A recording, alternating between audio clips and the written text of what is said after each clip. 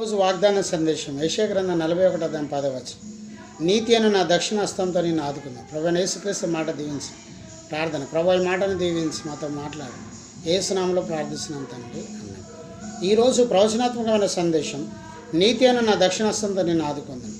దేవుడు ఇశ్రాయేలులకు తోడయ్యుండి వారిని బలపరచున తెలియజేసి మాట చెప్పారు. దేవుడు నేను ఆదుకోవాలంటే ఏం చేయాలి? మొదటగా ఆపత్కాలం మందు దేవుణ్ణి ఆశ్రయస్థానంగా చేసుకోవాలి. 2 సమయాలు 22 అధ్యాయం 19 వచనం. రెండోది శ్రమయందు దేవుణ్ణి ఆశ్రయంగా చేసుకోవాలి. 2 సమయాలు 22 అధ్యాయం 19 వచనం, 7వ వచనం, 2వ వచనం.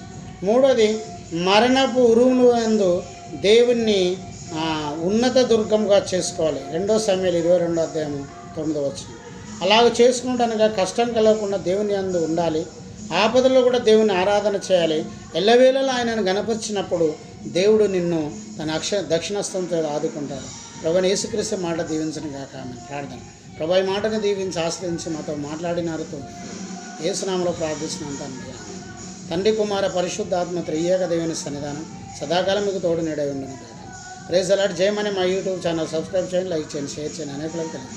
మీ ప్రార్థన అవసరం మాకు కాల్ చేయడం. మా 9994893032. Praise the Lord. God bless you.